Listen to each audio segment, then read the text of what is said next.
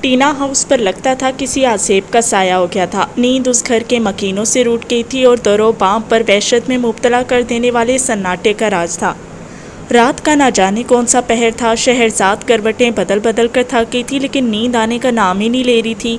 Justice Mahmood کے بیٹے کی اس اچانک موت نے دونوں گھروں کی بنیادوں کو ہلا کر رکھ دیا تھا۔ روہیل کا خاندان کسی صورت بھی انہیں بخشنے کو تیار نہیں تھا۔ آنے والے لمحوں کا خوف کسی آکاش پیر کی طرح سب کو جکڑنے کے لیے تیار تھا۔ شہرزاد ٹہلتی ہوئی لاؤنج کی طرف نکل آئی۔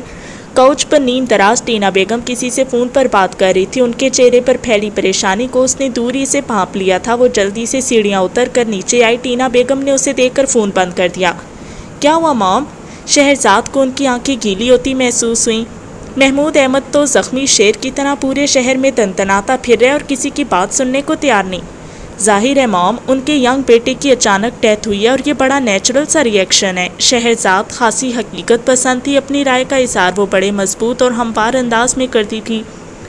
میں مانتی ہوں، لیکن یہ ایک حادثہ تھا اور وہ یہ بات ماننے کو تیار ہی نہیں۔ انہوں نے اسی بگڑے سے انداز میں کہا، ہمیں کورٹ میں یہ بات ثابت کرنا ہوگی۔ اس بے وقوف لڑکی نے تو اچھی خاصی آزمائش میں ڈال دی ہے۔ ٹینا بیگم ٹھیک ٹھاک آزردہ تھیں۔ ہمیں کنزا کے فادر سے بات کرنی چاہیے، شہرزاد نے محتاط انداز میں کہا۔ تمہارا کیا خیال ہے وہ ہماری بات سنے گا؟ اسی کی کمینگی کی وجہ سے سارا الزام میری بیٹی پر آ رہا ہے۔ ایک نمبر کا خبیث انسان ہے وہ۔ انہوں نے غصے میں ایک گھٹیا قسم کی گالی دی۔ ہمیں کنونس کرنا چاہیے انہیں، اس طرح تو رومی بری طرح سے پھنس جائے گی۔ شہرزاد کی بات پر وہ تلخ انداز میں مسکرائیں۔ تمہارا کیا خیال ہے وہ الو کا پٹھا مان جائے گا، جبکہ اسے پتہ بھی ہے کہ گاڑی اسی کی بیٹی ڈرائیو کر رہی تھی؟ لیکن وہ اتنا بڑا کیسے جھوٹ بول سکتے ہیں؟ وہ تنک کر گویا ہوئی۔ جھوٹ بولنے کے لیے کون سا حل جوتنے پڑتے ہیں؟ اس نے تو پولیس کی نفری تک کو چند گھنٹوں میں اپنے ساتھ ملا لیا ہے۔ پتہ نہیں کیا بنے گا اس کیس کا۔ سچ پوچھو تو مجھے سخت ٹینشن ہو رہی ہے۔ شہرزاد کو ان سے بے تحاشا ہمدردی محسوس ہوئی۔ اسے پہلی دفعہ احساس ہوا وہ رمیسا کے معاملے میں کتنی فکر مند تھی۔ آپ نے کسی سے بات کی؟ شہرزاد چاہتے ہوئے بھی سیف الرحمن کا نام اپنے لبوں پر نہیں لا سکی۔ ہاں، انہوں نے تھکے تھکے انداز میں اپنے بالوں کو گول مول سا جوڑا بنایا۔ پھر شہرزاد نے سوالیہ نگاہوں سے ان کی طرف دیکھا۔ لیکن جسٹس محمود کے ہاتھ بھی چھوٹے نہیں ہیں۔ مجھے تو ڈر ہے رومی کی ضمانت بھی کینسل نہ ہو جائے۔ بھی ریلیکس، انشاءاللہ ایسا نہیں ہوگا۔ آپ جائیں اور تھوڑا ریسٹ کریں، اس معاملے کو صبح دیکھتے ہیں۔ شہرزاد نے نرمی سے ماں کے کندھے پر ہاتھ رکھ کر دلاسا دیا۔ وہ بھی شاید ذہنی طور پر بری طرح سے تھک چکی تھی، اس لیے اس کی بات مان کر اپنے بیڈ روم کی طرف چلی گئی۔ کچھ دیر وہ یوں ہی لاؤنج میں ٹہلتی رہی۔ اس کے اپنے حساب بری طرح تھک چکے تھے۔ وہ اس کیس کے تمام پہلوؤں پر غور و فکر کر چکی تھی۔ کہیں سے بھی نکلنے کا کوئی راستہ نظر نہیں آ رہا تھا۔ وہ کوچ پر لیٹ گئی۔ دماغ میں لامتناہی سوچوں کا ہجوم تھا۔ اچانک سیل فون کی گھنٹی کے ساتھ ہی اس کا دل بھی بے ہنگم انداز میں دھڑکا۔ حمزاد کالنگ کے الفاظ کم از کم اس وقت برے نہیں لگے تھے اسے۔ کیسی ہیں آپ؟ وہ اپنے مخصوص بھاری مگر اپنائیت سے بھرپور لہجے میں اس سے پوچھ رہا تھا۔ ٹھیک ہوں، اس نے ایک لمبا سانس کھینچ کر کہا۔ آپ کو اگر پتہ چل جائے کہ آپ جھوٹ بولتے ہوئے کتنی ہونک لگتی ہیں تو یقین مانیں آپ زندگی میں کبھی ایسی کوشش نہ کریں۔ اس کے ہلکے پھلکے انداز پر شہرزاد کے ہونٹوں پر ایک مبہم سی مسکراہٹ ابھری۔ چلیں، آئندہ کوشش کروں گی کہ ایسا نہ کروں۔ اس نے بھی فوراً ہی ہتھیار ڈال دیے۔ ویسے بھی وہ اس وقت بحث کرنے کے موڈ میں نہیں تھی۔ اس گاڑی والے کو ٹکر تو بہت زور سے ماری تھی آپ نے۔ اس کی اگلی بات پر شہرزاد کو کرنٹ لگا اور وہ فوراً اٹھ کر بیٹھ گئی۔ آپ کی گاڑی تھی کیا وہ؟ ہماری ایسی خوش قسمتی کہاں؟ اس کا مطلب ہے کہ آپ بھی وہیں کہیں آس پاس تھے۔ اس نے فوراً اندازہ لگایا۔ حمزاد تو ہمیشہ انسان کے ساتھ ہوتا ہے۔ اس کا معنی خیز انداز شہرزاد کو ہلکی سی کوفت میں مبتلا کر گیا۔ آپ ہیں کون آخر؟ اس بات کو کبھی فارغ ہو کر ڈسکس کریں گے۔ یہ بتائیں رمیسا والے پرابلم کا کیا بنا؟ اس کی اگلی بات پر اسے پھر شوق لگا۔ آپ کو کس نے بتایا؟ اس کے منہ سے پھسلا۔ آپ نے شاید ٹی وی نہیں دیکھا۔ جسٹس محمود کی فیملی سارے چینلز پر یہی تو رونا رو رہی ہے۔ کیا کہہ رہے تھے وہ لوگ؟ اس کی اطلاع شہرزاد کو دہلا گئی۔ اپنے دنیا جہاں کے کرپٹ بیٹے کی موت کو کیش کروانے کے علاوہ اور کیا کر سکتے ہیں وہ؟ حمزاد کے منہ سے نکلنے والی اگلی بات پر وہ بری طرح چونکی۔ آپ جانتے ہیں روہیل محمود کو؟ کون نہیں جانتا؟ وہ طنزیہ انداز میں گویا ہوا۔ بہت نیگیٹو ریپوٹیشن تھی اس کی اپنے سوشل سرکل میں۔ ایک نمبر کا ڈرنکر، جوئے باز، فلرٹ اور اپنے باپ کے سروسز کا منفی استعمال کرتا تھا۔ ساری دنیا جانتی ہے یہ بات۔ وہ شہرزاد کی معلومات میں اضافہ کرتے ہوئے اسے مزید پریشان کر گیا۔ لیکن رومی نے اس کا مرڈر نہیں کیا، وہ ایک حادثاتی موت تھی۔ میں جانتا ہوں۔ اس کے منہ سے نکلنے والے یہ الفاظ شہرزاد کے اندر توانائی کا ایک جہان بھر گئے۔ لیکن دنیا نہیں جانتی، وہ مایوسی سے گویا ہوئی۔ تو یہ ثابت کرنا تو آپ کے بائیں ہاتھ کا کام ہونا چاہیے۔ رمیسا سہگل بیرسٹر شہرزاد کی چھوٹی بہن ہے، کسی عام لڑکی کی نہیں۔ وہ اس سے شے دینے والے انداز میں بولا۔ مطلب وہ سمجھ تو گئی تھی لیکن پھر بھی انجان بن گئی۔ یہ کیس تو آپ کے کیریئر کا سٹارٹ ہے، آج ہے میدان میں بہت سی چیزیں مل جائیں گی۔ وہ اسے ایک نئی راہ سجا رہا تھا۔ لیکن میں نے ابھی لائسنس کے لیے اپلائی نہیں کیا۔ کیا مشکل ہے، اپنے ڈاکومنٹ سکین کر کے بھیجے، مجھے 1 ہفتے میں مل جائے گا۔ وہ ہنسا۔ لیکن اس کا تو ایک باقاعدہ پروسیجر ہوتا ہے، 1 مہینے کا ٹائم لگتا ہے شاید۔ جب پاکستان میں ایک بندہ اپنے سورسز استعمال کر کے ایک اہم کیس میں سے اپنی بیٹی کا نام نکلوا سکتا ہے تو شہرزاد سہگل اپنا ایک لائسنس کیوں نہیں بنوا سکتی، جبکہ اس سے کسی کو کوئی نقصان بھی نہیں پہنچے گا؟ ٹھیک کہہ رہے ہیں آپ، صبح موم سے بات کروں گی۔ وہ کافی حد تک متفق ہو گئی تھی۔ میری آفر صبح تک برقرار ہے۔ وہ خوش دلی سے مسکرایا۔ پہلے اپنے سیل فون سے بات کرنے کا حوصلہ تو پیدا کر لیں، پھر آفرز بھی دے دیجیے گا۔ شہرزاد کے اس طنز پر وہ ہنسا۔ اگر اپنے نمبر سے بات کرنے سے آپ کو خوشی ہو سکتی ہے تو نیکسٹ کال اسی سے کر لیں گے۔ اس کا مطلب ہے نیکسٹ کال کبھی نہیں آئے گی؟ شہرزاد کے جوابی حملے پر اس کے حلق سے نکلنے والا کہکا بڑا جاندار تھا۔ ہمزاد، سب کچھ ہو سکتا ہے لیکن بزدل نہیں۔ وہ بڑے مزے سے بولا۔ چلیں اگلی کال کا بتا دے گی؟ شہرزاد نے مسکراتے ہوئے کال ڈسکنیکٹ کرتی۔ وہ اسے جو نئی امید دلا چکا تھا، اسے آج رات اس پر تفصیل سے سوچنا تھا۔ کم از کم اسے یہ مشورہ خاصا معقول اور مناسب لگا تھا۔ ہادی یار، اچھا نہیں کیا تم نے اس گینگ کے ساتھ رات کے اس وقت محمد ہادی کے ساتھ مال روڈ پر مٹر گشت کر رہا تھا۔ دونوں کے ہاتھوں میں کشمیری چائے کے ڈسپوزیبل کپ تھے۔ ہادی اسے اپنی صبح کی کارروائی بتا چکا تھا جو ساتھ کو بالکل اچھی نہیں لگی تھی۔ تمہیں کس چیز کا غم ستا رہا ہے؟ اچھی خاصی زندگی رنگین بنی ہوئی تھی، نسوانی ہنسی کی آوازیں جیسے کلیساؤں میں گھنٹیاں بج رہی ہوں، دل کو چھو لینے والی شرارتیں جس سے کم از کم مجھے تو زندگی حسین لگنے لگی تھی۔ ساتھ چلتے چلتے رکا اور ٹھنڈی آہ بھر کر بولا، تو تمہارا کیا خیال ہے اتنی سی شکایت پر باز آ جائیں گی وہ؟ ہادی استہزائیہ انداز میں گویا ہوا۔ تم نہیں جانتے ہو میر ہاؤس کے مرد کتنے کھڑوس ہیں سوائے ارسل کو چھوڑ کر، اس میں پھر بھی کچھ انسانیت نظر آتی ہے مجھے۔ ساتھ کی معلومات پر اسے حیران ہوئی۔ تم نے تو لگتا ہے میر ہاؤس کے مردوں پر تھیسس لکھ رکھا ہے۔ ہادی ایک دفعہ پھر چلنے لگا۔ مال روڈ پر رات کے اس وقت بھی خاصا رش تھا۔ باربیکیو، آئس کریم، کافی اور فرینچ فرائز کی دکانوں پر لوگوں کا ایک ہجوم تھا۔ تمہاری اس شکایت پر ان بیچاروں پر اچھا خاصا بین لگ چکا ہوگا، اور کیا پتہ گھر میں نظر بندی کے احکامات بھی آ گئے ہوں، تبھی تو شام میں اتنی ویرانی تھی لان میں۔ ساتھ نے منہ بنا کر چائے کا خالی کپ ڈسٹ بن میں ڈالا۔ مباری کو ایسا کچھ نہیں ہوا۔ ہادی کی طنزیہ مسکراہٹ پر اس نے الجھ کر اس کی طرف دیکھا۔ تینوں محترمائیں ایک جلوس کی شکل میں آ رہی ہیں سامنے سے۔ یہ شکلیں تمہیں لگتی ہیں گھر میں ٹک کر بیٹھنے والی؟ ہادی کی بات پر اس نے بےتابی سے سامنے دیکھا۔ وہ واقعی ارسل کے ساتھ ہنستی مسکراتی ادھر ہی آ رہی تھی اور ہاتھوں میں بڑے بڑے آئس کریم کے کپ پکڑ رکھے تھے۔ ارسل کی بھی ان پر نظر پڑ گئی اور اس نے ساتھ کو دیکھ کر خوش دلی سے ہاتھ ہلایا۔ کیسے ہو ساتھ؟ ارسل نے آگے بڑھ کر بڑی گرم جوشی سے ہاتھ ملایا تھا، جبکہ ان تینوں کے چہروں پر بڑی واضح بیزاری پھیلی تھی۔ فائن، آج کل نظر نہیں آ رہے جاگنگ پر؟ ساتھ ایک دم پاچھے پھیلا کر بولا۔ ارسل کا والہانہ انداز اسے بتانے کے لیے کافی تھا کہ ہادی کی شکایت کے اثرات اس تک نہیں پہنچے۔ آج کل ایگزامز کی وجہ سے اسلام آباد والے گھر میں ہوں، اس نے مسکرا کر وضاحت کی۔ اس سے ملو، یہ میرا بیسٹ فرینڈ ہے ہادی، فارسٹ آفیسر کے طور پر جوائننگ دی ہے اس نے میرے ہی آفس میں۔ ساتھ نے جھٹ سے تعارف کی رسم نبھائی۔ ارسل بڑی خوش دلی سے ہادی سے ملا تھا۔ تم لوگ چلو، میں آ رہا ہوں۔ اس نے پیچھے مڑ کر ایک سائڈ پر کھڑی دورے شیوار طوبہ اور نمیرہ سے کہا، جو اس کی بات مان کر فوراً ہی چل پڑی تھی، لیکن جاتے جاتے دورے شیوار ہادی کو گھورنا نہیں بھولی تھی۔ آئے نا، کہیں بیٹھ کر کافی پیتے ہیں؟ ارسل نے آفر کی۔ میرا خیال ہے یہ مناسب نہیں ہے، آپ خواتین کو چھوڑ کر آئیں گھر، پھر کسی دن بیٹھتے ہیں کہیں۔ ہادی کا مہذب انداز ارسل کو اچھا لگا تھا، تبھی تو وہ جلدی سے اختتامی کلمات کہہ کر ان تینوں کے پیچھے چل پڑا۔ تمہیں کیا تکلیف تھی؟ بیٹھنے دیتے، بندے کے تعلقات بڑھتے ہیں۔ اس کے جاتے ہی ساتھ اس پر برس پڑا۔ یار اچھا تھوڑی لگتا ہے رات کے اس وقت خواتین اکیلے جائیں اپنے گھر۔ ہادی کی بات پر ساتھ نے مشکوک نظروں سے اس کی طرف دیکھا۔ ویسے تم ان کی شرارتوں پر شکایتیں لگانے پہنچاتے ہو، بڑی پریشانی ہو رہی ہے تمہیں۔ وہ الگ بات ہے، لیکن یوں آدھی رات کو گھر کی عورتوں کو اکیلے بھجوانا کہاں کی عقل مندی ہے؟ کم از کم میں تو ایسا نہیں کر سکتا، تمہارے بارے میں کچھ کہہ نہیں سکتا۔ وہ بے نیازی سے اسے چھیڑتا ہوا آگے بڑھ گیا۔ بہت ہی عجیب انسان ہو تم۔ ساتھ تیز تیز چلتا ہوا اس کے برابر آن پہنچا۔ کہہ سکتے ہو۔ کبھی محبت کی ہے کسی سے؟ ساتھ نے سردی کی شدت کو کم کرنے کے لیے ہاتھ رگڑے، ہاتھی چلتے چلتے رکا اور حیرانگی سے اسے یوں دیکھا جیسے اس کی خرابی دماغ کا یقین آ گیا ہو۔ نہیں، اس نے نظریں چرا کر جواب دیا اور تیز تیز چلنے لگا جیسے اس موضوع پر مزید بات نہ کرنا چاہتا ہو۔ وہ دونوں مال روڈ کی خاک چھان کر 2 گھنٹے کے بعد گھر پہنچے تو رات کا 1:30 بج رہا تھا۔ انہوں نے جیسی داخلی دروازے کو کھولنے کے لیے ہاتھ بڑھایا، سامنے لگا پرچہ ان کا منہ چڑھا رہا تھا۔ یہ کیا ہے؟ ساتھ نے حیرانگی سے ہادی کی طرف دیکھا جو آگے پڑھ کر اس پر لکھی تحریر پڑھنے کی کوشش کر رہا تھا۔ شاید کوئی حدیث ہے۔ کیسی حدیث؟ ساتھ حیران ہوا۔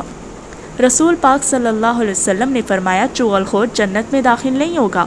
اس نے مسکراتے ہوئے بلند آواز میں پڑھتے ہوئے وہ پرچہ دروازے سے اتار کر جو کہ ٹیپ سے چپکایا گیا تھا۔ اس کا مطلب یہ ہے کہ شکایت لگانا بھی چغل خوری کے زمرے میں آتا ہے۔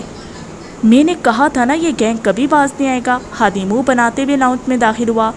ویسے کہا تو بالکل ٹھیک ہے، ان بیچاریوں نے چغل خور جنت میں نہیں جائے گا۔ ساتھ نے جھٹ سے ان کی سائڈ لی۔ کسی دن یہ بیچاریاں ایسا سبق سکھائیں گی تمہیں، لگ پتہ جائے گا۔ ہادی کے منہ بنانے پر وہ مسکرایا۔ اچھا اب اپنا دل مت جلاؤ، جا کر سو جاؤ، پہلی رات بہت ہوگی ہے، صبح بخیر۔ ساتھ مسکراتے ہوئے اپنے کمرے کی طرف بڑھ گیا۔ انابیہ کی زندگی عجیب دوراہے پر آن کھڑی ہوئی تھی۔ اسے اپنی زندگی میں 2 مردوں سے بے تحاشا محبت تھی اور اس کی بدقسمتی تھی کہ اسے دونوں کی ہی چاہت اور توجہ حاصل نہیں ہو پائی۔ پہلا مرد اس کا باپ میر خاقان علی، جس نے ساری زندگی اپنی پہلی بیوی اور دونوں بیٹیوں کو اپنی توجہ کے قابل نہیں سمجھا۔ ان کی دلچسپیاں ہمیشہ گھر سے باہر ہی رہی تھیں۔ ندرت بیگم سے دوسری شادی کرنے کے بعد بھی ان کے مزاج میں کوئی خاص تبدیلی نہیں آئی۔ دوسرا شخص اس کا تایا زاد کزن برہان محتشم، جس کی محبت اس کے ساتھ ہی پل کر جوان ہوئی تھی، لیکن اسے برہان کی طرف سے ہمیشہ بے رخی کا تحفہ ہی ملا تھا۔ اس کی بے تحاشا چاہت بھی برہان کو اپنی طرف متوجہ نہیں کر سکی۔ شاید تمہیں اس بات کا احساس ہی نہیں، کوئی 24 گھنٹوں میں 24,000 دفعہ تمہارا نام محبت کی تسبیح کے دانوں پر پڑتا ہے۔ تمہاری ایک نظر اس کے اندر سرشاری کا ایک جہان بھر دیتی ہے، اس کی آنکھوں میں امیدوں کے جگنوؤں کے قافلے آن کر بیٹھ جاتے ہیں۔ تمہاری بے رخی میں لپٹی ایک نظر کسی کو اندیکھی دلدل میں دھسا کر اس کی زندگی کو بدصورت بنا دیتی ہے۔ کاش تم جان سکو، محبت کے سفر میں اکیلا ہونے کا احساس دنیا کے ہر احساس سے زیادہ جان لیوا ہوتا ہے، لیکن شاید تم اس بات کو کبھی نہ جان سکو۔ انابیہ نے ایک لمبا سانس بھر کر اپنی ڈائری بند کر دی۔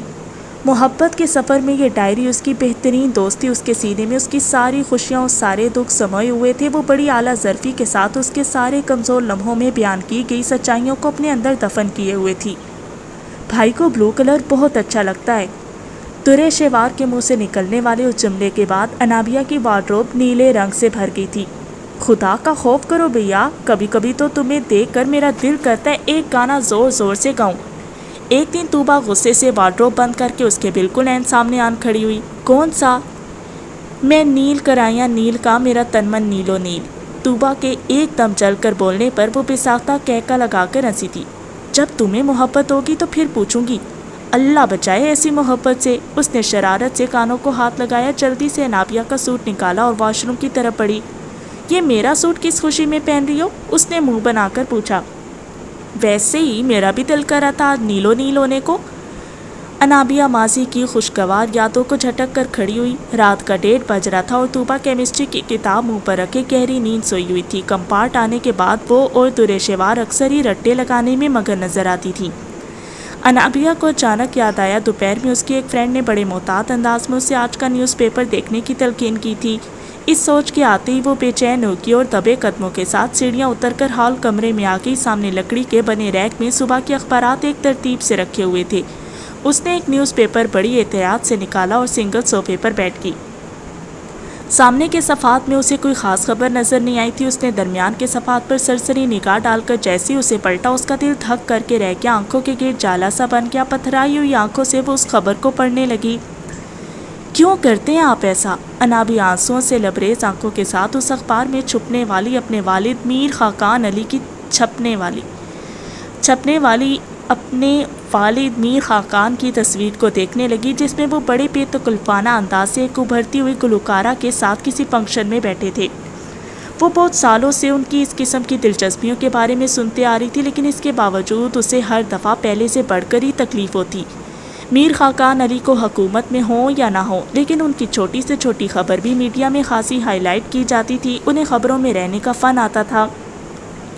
اس عمر میں بھی ڈیشنگ پرسنالٹی کے حامل تھے۔ باقاعدگی سے جم جانے، ایکسرسائز کرنے کی وجہ سے وہ اپنی عمر سے کئی سال چھوٹے ہی لگتے۔ انہیں اچھی ڈریسنگ کا کریز تھا۔ ان کی وارڈروب برانڈڈ کپڑوں سے لدی ہوئی تھی۔ دراز قد، متناسب جسم اور کن پٹیوں پر ہلکی ہلکی سفیدی کے ساتھ ساتھ ان کے بولنے کا انداز اتنا دلکش تھا کہ کوئی بھی ان سے متاثر ہوئے بغیر نہیں رہ سکتا تھا۔ اخبار کی اس خبر میں میر خاقان کے سابقہ سکینڈلز کو بھی کافی ہائی لائٹ کیا گیا تھا۔ انابیہ کا دل دکھ کے گہرے احساس سے بھر گیا۔ اسے پہلی دفعہ اپنی والدہ شارکا بیگم اور ندرت امی کی لا علمی پر رشک آیا۔ وہ دونوں ہی زیادہ سوشل نہیں تھیں اور سونے پہ سہاگا، انہیں ٹی وی اور پرنٹ میڈیا سے بھی کوئی خاص دلچسپی نہیں تھی۔ اسی وجہ سے یہ خبر ابھی تک ان کی سماعتوں تک نہیں پہنچی تھی۔ میری ایج فیلو تو ہوگی یہ لڑکی، انابیہ دل ہی دل میں اس گلوکارہ کی عمر کا تعین کرنے میں مگن تھی۔ اسے پتہ ہی نہیں چلا کب دروازہ کھول کر برہان اندر داخل ہوئے اور انہوں نے اپنا لیپ ٹاپ کا بیگ میز پر رکھتے ہوئے وال کلاک پر ٹائم دیکھا۔ یہ نیوز پیپر پڑھنے کا کون سا ٹائم ہے؟ ان کے طنزیہ انداز پر وہ بوکھلا کر کھڑی ہوئی اور گود میں رکھا اخبار اچھل کر برہان کے قدموں میں جا گرا۔ برہان کی نظر میر خاقان کی تصویر پر پڑی اور انہوں نے فوراً عجلت بھرے انداز میں اخبار اٹھایا۔ ویسے ہی دیکھ رہی تھی، انابیہ نے بڑی مہارت سے اپنے آنسو اندر دھکیلے۔ برہان نے تعصب بنے انداز میں اس خبر کو پڑھتے ہوئے دوسری نظر انابیہ پر ڈالی۔ وہ سر جھکائے اپنے جوتے کی نوک سے کارپیٹ کو رگڑتے ہوئے، انہیں ذہنی طور پر بہت ڈسٹرب لگی اور یہ بالکل فطری بات تھی۔ کسی بھی بیٹی کے لیے اپنے والد کے رنگین معاشقے کی خبر کو ہضم کرنا اتنا آسان نہیں تھا۔ جن چیزوں کو ہم بدل نہیں سکتے ان کے ساتھ سمجھوتا کرنے میں ہی عافیت ہوتی ہے۔ انہوں نے ہاتھ میں پکڑا نیوز پیپر میز پر رکھتے ہوئے قدرے نرمی سے کہا۔ انابیہ کو جھٹکا لگا، وہ ان سے اس انداز کی توقع ذرا کم ہی رکھتی تھی۔ اس نے سر اٹھا کر ان کی طرف دیکھا۔ وہ ہمدردانہ نگاہوں سے اس کی طرف دیکھ رہے تھے۔ انابیہ کے دل کی دھڑکنیں بے ربط ہوئیں۔ اپنے والد کے حوالے سے پہنچنے والی آدھی تکلیف تو برہان کے نرم لہجے نے کم کر دی تھی۔ سمجھوتا کرنے کے لیے بھی تو پہاڑ جتنا حوصلہ چاہیے۔ میرا نہیں خیال پہاڑوں پر رہنے والی کوئی لڑکی کم ہمت یا کم حوصلہ ہو سکتی ہے۔ ان کی اگلی بات نے انابیہ کو ایک دم ہی آسمان پر پہنچایا۔ میں اتنی بھی بہادر نہیں ہوں جتنا آپ سمجھتے ہیں۔ ان کی اپنے اوپر جمی نظروں کی تاب نہ لا کر اس نے سر جھکا دیا، اور محبوب کے سامنے سر جھکانے میں کتنا لطف آتا ہے وہ ابھی ڈھنگ سے اس سے محسوس بھی نہیں ہو پائی تھی کہ برہان کے سیل فون کی گھنٹی نے سارا مزہ کرکرا کر دیا۔ ہیلو، انہوں نے بڑے محتاط انداز میں کال اٹینڈ کی۔ السلام علیکم، کیسے ہیں آپ؟ رات کے سناٹے میں سیل فون کے تیز والیوم کی وجہ سے باہر آنے والی کھنکتی آواز نے انابیہ کے کان کھڑے کر دیے۔ اس نے برہان کے چہرے پر پھیلی بے ساختہ مسکراہٹ سے بامشکل نظریں چرائیں۔ فائن، کیسی ہیں آپ؟ واپسی ہو گئی آپ کی؟ وہ لیپ ٹاپ اٹھا کر اپنے کمرے کی طرف بڑھے، ساتھ ہی وہ انابیہ کے دل کا سارا سکون بھی اپنے ساتھ چرا کر لے گئے۔ انابیہ نے بے ساختہ وال کلاک کی طرف دیکھا۔ رات کے 2 بجے آنے والی یہ کال کتنی اہم تھی، اس کا اندازہ اسے برہان کے چہرے پر پھیلی جگمگاہٹ سے ہو گیا تھا، اور دل کی اس ویرانی میں اندیشوں کے کئی ناگ نہ جانے کن کونے خطروں سے نکل کر سامنے آ گئے۔ انابیہ کے وجود پر ایک مکمل سناٹا چھا گیا تھا۔ وہ کچھ دیر پہلے میر خاقان کے حوالے سے چھپنے والی اس تلخ خبر کو بھول کر اب اس انجان کھنکتی آواز کے زہریلے پن کو اپنے اندر اترتا ہوا محسوس کر رہی تھی۔ دور تحت نگاہ کسی زیرو کا نام و نشان نہیں تھا۔ جنگل کی اس رات پر دل دہلا دینے والا سناٹا اور تاریکی چھائی ہوئی تھی۔ دور آسمانوں پر چاند کی مدھم روشنی درختوں کے پتوں سے چھن چھن کر زمین پر عجیب و غریب سے نقش و نگار بنا رہی تھی۔ وہ جنگل میں راستہ بھول چکی تھی اور اس وقت خوفزدہ انداز میں دائیں بائیں گھوم رہی تھی۔ اسے یوں لگا جیسے کوئی ہیبلا اس کے تعاقب میں اور ذہن میں اس سوچ کے ابھرتے ہی ریڑھ کی ہڈی میں خوف سرایت کرنے لگا۔ مجھے یہاں سے بھاگنا چاہیے۔ اس سوچ کے آتے ہی وہ ننگے پاؤں اندھا دھند بھاگنے لگی۔ اسی وقت ویران جنگل میں ایک الو کی کریہ چیخ کی آواز سن کر اس کے سارے وجود میں سنسناہٹ پھیل گئی۔ اسے لگا جیسے اس کا دل پسلیاں توڑ کر سینے سے باہر نکل آئے گا۔ اس کا گلا خشک ہو گیا اور پیٹ میں اینٹھن ہونے لگی۔ اسی وقت درختوں کے جھنڈ سے ایک بڑے پرندے کے پروں کی پھڑپڑاہٹ پر اس نے بوکھلا کر مڑ کر دیکھا۔ وہ ایک موٹا تازہ کری شکل کا الو تھا جو بجلی کسی تیزی سے اس کی طرف بڑھ رہا تھا۔ اس کی اوپر کی سانسیں اوپر اور نیچے کی نیچے رہ گئیں۔ فضاؤں میں عجیب سا شور بلند ہوا اور اسے لگا جیسے اس کے کانوں کے پردے پھٹ جائیں گے۔ وہ اپنی جان بچانے کے لیے پاگلوں کی طرح بھاگی۔ رک جاؤ! اس خوفناک آواز کے تعاقب میں اس نے بے اختیار اوپر کی طرف دیکھا۔ جنگل میں موجود درختوں کی شاخوں سے کئی رنگ برنگی کھوپڑیاں لٹک رہی تھیں۔ یہ آواز انہی میں سے کسی ایک کی تھی۔ کون ہو تم؟ اس کے حلق سے پھنسی پھنسی سی آواز نکلی۔ روہیل محمود، جسے مار دیا تھا تم نے، کوئی بلند آواز میں دھاڑا تھا۔ اس نے بے ساختہ مڑ کر دیکھا۔ وہ خوفناک قسم کا پرندہ منظر سے غائب ہو چکا تھا اور اب اس کی جگہ پر روہیل محمود اس کے تعاقب میں تھا۔ اس کا دل دھک کر کے رہ گیا۔ سفید رنگ کے کفن میں اس کی زندہ لاش دیوانہ وار اس کے پیچھے بھاگ رہی تھی۔ اس کی گردن باہر نکلی ہوئی تھی اور سر سے تازہ خون ٹپک رہا تھا۔ By God! میں نے تمہیں نہیں مارا، لیکن تمہاری وجہ سے وہ حادثہ ہوا۔ اب میں تمہیں بھی ویسے ہی ماروں گا۔ اس نے بہت برے طریقے سے رمیسا کو بالوں سے پکڑا اور اس کا سر پٹک پٹک کر زمین پر مارنے لگا۔ رمیسا کے حلق سے نکلنے والی چیخوں نے ٹینا ہاؤس کے در و بام کو ہلا دیا۔ پورے گھر میں بھاگنے دوڑنے کی آوازیں سن کر رومی کی آنکھ کھلی۔ کیا ہوا رومی؟ سب سے پہلے شیری اس کے کمرے کا دروازہ کھول کر بوکھلائے ہوئے انداز میں اندر داخل ہوئی۔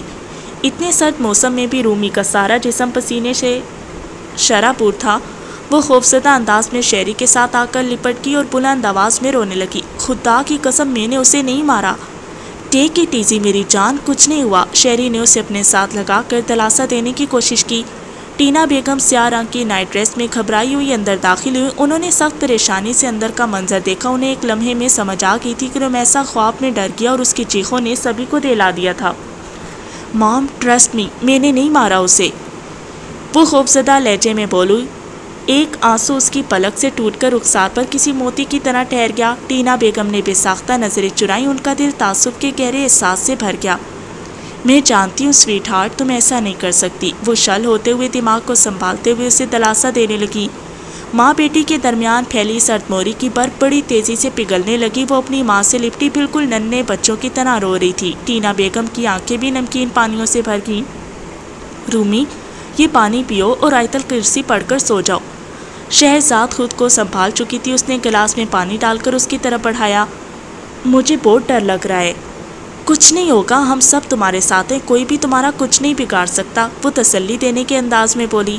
وہ لوگ مجھے جیل میں ڈال دیں گے۔ رمیسا شدید قسم کے خوف میں مبتلا ہو چکی تھی۔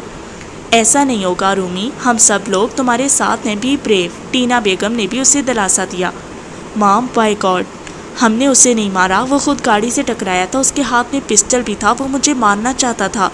وہ بے ربط انداز میں اپنی صفائی دینے کی کوشش کر رہی تھی۔ رمیسا، بس کر دو، سب پتہ ہے ہمیں، بس آنکھیں بند کر کے سونے کی کوشش کرو۔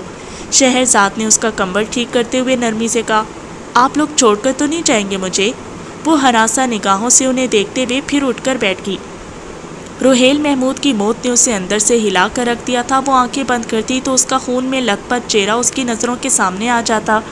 اس واقعے نے اسے ذہنی طور پر بہت ڈسٹرب کر دیا تھا۔ وہ اپنے کمرے میں اکیلے لیٹنے سے ڈرنے لگی تھی۔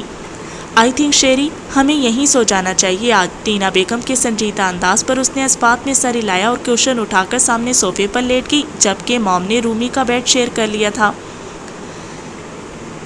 ان تینوں کی ہی آنکھوں سے نیند غائب ہو چکی تھی۔ جسٹس محمود نام کا جن ان سب کے حواسوں پر سوار تھا۔ وہ مشکل سے رات ان تینوں نے بڑی مشکل سے ہی کاٹی۔ صبح 4 بجے کے قریب شہرزاد کی آنکھ لگی اور پھر 10 بجے جا کر کھلی۔ روم خالی تھا۔ وہ اپنے کمرے میں جا کر فریش ہو کر نیچے آئی تو ملازمہ ڈائننگ روم میں ناشتہ لگا رہی تھی اور وہ دونوں وہیں موجود تھیں۔ رات بھر کی بے خوابی ٹینا بیگم اور رمیسا کی سرخ آنکھوں اور مزمحل انداز سے ظاہر تھی۔ ہیلو مام، ہائے رومی، وہ دانستہ مسکراتی ہوئی اندر داخل ہوئی۔ کیسی ہو؟ میں تو ساری رات نہیں سو سکی۔ مام کی تھکی تھکی آواز اس بات کی گواہ تھی کہ وہ بالکل ٹھیک کہہ رہی ہیں۔ کیوں ٹینشن لیتی ہیں؟ سب کچھ ٹھیک ہو جائے گا۔ پتہ نہیں کیسے ہوگا۔ میں نے بہت سوچنے کے بعد ایک فیصلہ کیا ہے مام۔ توست پر جیم لگاتے ہوئے وہ آج اپنے مخصوص پر اعتماد انداز میں گویا تھی۔ دونوں نے ہی چونک کر اس کی طرف دیکھا۔ کیسا فیصلہ؟ یہی کہ رومی کا کیس میں خود لڑوں گی۔ اس کی بات پر رومی کی آنکھوں میں ہلکا سا استعجاب ابھرا۔ لیکن میں تو بیرسٹر عالیہ سے بات کر چکی ہوں۔ ٹینا بیگم نے اس کی معلومات میں اضافہ کیا۔ اٹس اوکے، لیکن میں ان کے ساتھ ان کی اسسٹنٹ کے طور پر ضرور ورک کروں گی۔ اس نے تھرماس سے اپنے کپ میں چائے انڈیلی۔ ہاں، اور اس کیس کا فیصلہ آتے ہی میں رومی کو لندن بھجوا دوں گی۔ ان کی اگلی پلاننگ سنتے ہی شہرزاد نے بلا ارادہ رومیسا کی طرف دیکھا۔ اسے یقین تھا وہاں سے صدائے احتجاج ضرور بلند ہوگا، لیکن اس سے پہلے ایک اور جگہ سے اعتراض آ گیا۔ تمہارا کیا خیال ہے محمود احمد اتنا گدھا ہے کہ وہ اپنے بیٹے کی قاتلہ کو ملک سے باہر جانے دے دے گا؟ ہارون رضا کی اس موقع پر آمد ان تینوں کو اس سخت ناگوار گزری۔ وہ شاید نہیں، یقیناً اندر داخل ہوتے ہوئے ان کی گفتگو کچھ حصہ سن چکے تھے۔ میری بیٹی نے مرڈر نہیں کیا، یہ فیصلہ کرنا تمہارا نہیں، کورٹ کا کام ہے۔ پھر تم بھی اپنی زبان بند رکھو اور عدالتی معاملات میں گھسنے کی کوشش مت کرو۔ ٹینا نے بھی بدلحاظی سے انہیں مشورہ دیا۔ جانتا ہوں کس کی شے پر اتنا اچھل رہی ہو تم، فضول کے اندازے مت لگایا کرو۔ ٹینا بیگم نے بھنویں اچکا کر کوف بھرے انداز سے کہا، سیف الرحمان وہی ہے نا جو آج کل اوپر بیٹھا تمہاری ساری ڈوریں ہلا رہا ہے؟ اپنی بیٹیوں کے سامنے ہارون رضا کا استزائیہ لہجہ انہیں مشتعل کر گیا۔ Shut up! انہوں نے ہاتھ میں پکڑا جوس کا گلاس ایک دم ہی ٹیبل پر پٹخا۔ جوس چھلک کر میز کی سطح پر پھیل گیا۔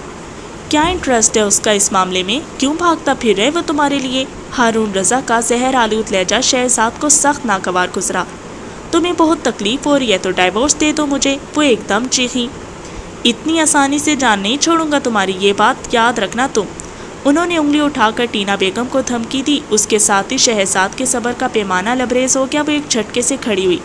آپ دونوں کو جو بھی پرابلم ہے جا کر اپنے بیڈ روم میں حل کریں، یہاں پر خواہ کا تماشا مت لگائیں۔ شہزاد کے سرد لہجے پر ہارون رضا کو ایک دم جھٹکا لگا۔ انہوں نے بے یقینی سے اس کی طرف دیکھا۔ چلو رومیسا۔ شہزاد نے بالکل بے جان انداز میں بیٹھی رومی کا بازو پکڑا تو اسے احساس ہوا وہ بالکل ٹھنڈی ہو چکی ہے۔ وہ اسے زبردستی گھسیٹتی ہوئی لاؤنج میں لے گئی۔ وہ دل ہی دل میں سوچ چکی تھی کہ اسے ہارون رضا کے معاملے میں اب کھل کر مام سے بات کر لینی چاہیے۔ وہ اس شخص کو اب مزید ڈھیل دینے کے چکر میں نہیں تھی۔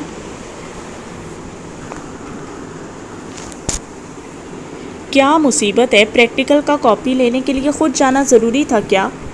مری کے اونچے نیچے راستوں پر چلتے ہوئے طوبا کا سانس پھول چکا تھا، جبکہ درے شیوار کینوس شوز پہنے بڑے مزے سے چل رہی تھی۔ مانو یا نہ مانو، تمہارا وزن بڑھ چکے، تبھی تو اتنا سانس پھول رہا ہے تمہارا۔ درے شیوار کے فتوے پر طوبا نے تب کر اسے دیکھا جس کا چہرہ اس وقت اسے سخت منحوس لگ رہا تھا۔ ویسے بھی وہ اپنی اسمارٹنیس کے معاملے میں خاصی حساس تھی۔ یہ بات اگر تم اس موٹی بھینس نمونے کے بارے میں کہتی تو شاید کوئی یقین کر بھی لیتا۔ طوبا نے نمیرہ کی غیر موجودگی کا فائدہ اٹھا کر کھل کے اپنے رائے اظہار کیا۔ وہ موٹی اگر اس وقت ذات ہوتی تو تمہارے اگلے 2 دانت تو ضرور توڑ چکی ہوتی۔ درے شیوار چلتے چلتے رکی۔ وہ دونوں اس وقت اپنی ایک مشترکہ فرینڈ کے گھر سے کیمسٹری کی پریکٹیکل کاپی لے کر واپس آ رہی تھی۔ اسی وقت فضاؤں میں مغرب کی اذانیں گونجنے لگیں۔ نمیرہ تو دانت بعد میں توڑے گی، تائی اماں آج ہماری ایک آدھ ٹانگ ضرور توڑ دیں گی۔ طوبا نے پہاڑوں پر اترتی تاریکی کو دیکھتے ہوئے خوفزدہ انداز میں کہا۔ نہ چاہتے ہوئے بھی دونوں خاصی لیٹ ہو چکی تھی۔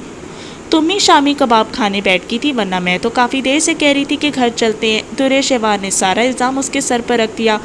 ایسی کوئی بکواس تم نے تائی اماں کے سامنے کی تو یقین مانو اپنی منقولہ اور غیر منقولہ جائیداد سے آگ کر دوں گی۔ طوبا تڑپ کر بولی۔ اچھا بعد میں آگ کر دینا، ذرا ادھر دیکھو۔ درے شیوار نے خوبانیوں کے ایک درخت کی طرف مسکراتے ہوئے اشارہ کیا۔ خبردار، ان پر بری نظر ڈالنے کی ضرورت نہیں، ہم پہلے ہی لیٹ ہو چکے ہیں۔ اس نے فوراً ہی آنکھیں ماتھے پر رکھیں۔ تمہیں پتہ تو ہے خوبانیاں میری کمزوری ہیں۔ درے شیوار نے پریکٹیکل کی کاپی اسے پکڑا کر کسی پتھر کی تلاش میں دائیں بائیں دیکھا۔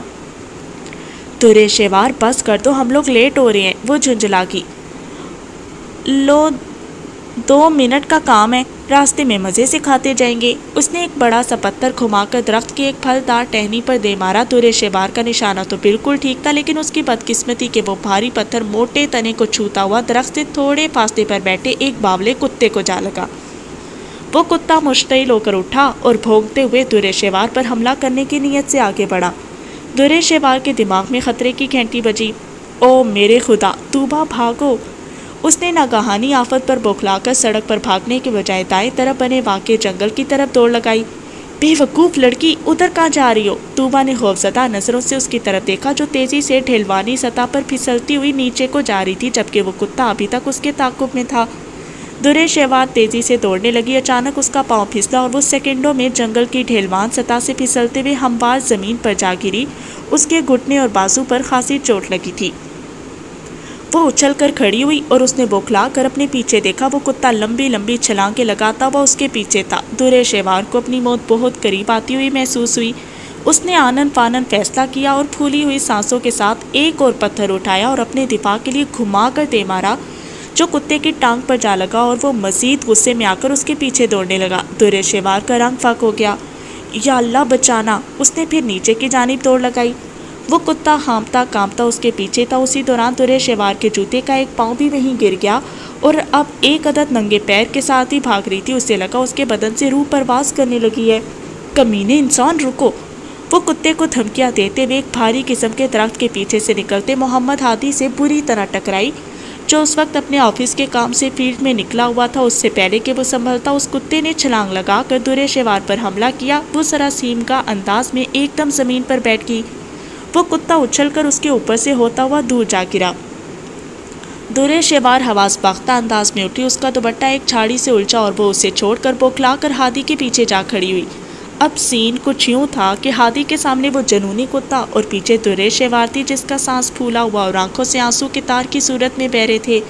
इस सूरत हाल ने उसे सख्त खौफजदा कर दिया था। ऊपर से सूरज के डूबते ही चारों तरफ मलगजा सा अंधेरा फैल गया था। प्लीज़ बचाए मुझे, वो हज़ियानी अंदाज में कहती हुई खुद पर काबू ना पाकर रो पड़ी। वो कुत्ता ज़रा फासले पर खड़ा भौंक रहा था। हादी को एक नज़र देखने से ही अंदाज़ा हो गया कि वो इतनी आसानी से जान छोड़ने वाला नहीं है। वो आहिस्ता आहिस्ता फिर उन दोनों की तरफ बढ़ रहा था। हादी ने एक लम्हे में फैसला किया और अपनी जैकेट की जेब से पिस्टल निकाला, जो वो फील्ड पर जाते हुए जंगली जानवरों से बचाव के लिए अपने पास रखता था। वो पागल कुत्ता अब हादी पर हमला करने की नीयत से आगे बढ़ा। उसने फौरन ही निशाना बांधकर गोली उसकी टांग में दे मारी। वो तड़प कर जमीन पर गिरा। उसने एक दफ़ा फिर उठकर हमला करने की कोशिश की, लेकिन अगले फायर से वो अपनी जान से हाथ धो बैठा। जबकि दुर्रे शेवार आंखें बंद किए बुरे तरीके से रो रही थी। हादी को हल्की सी बेजारी हुई।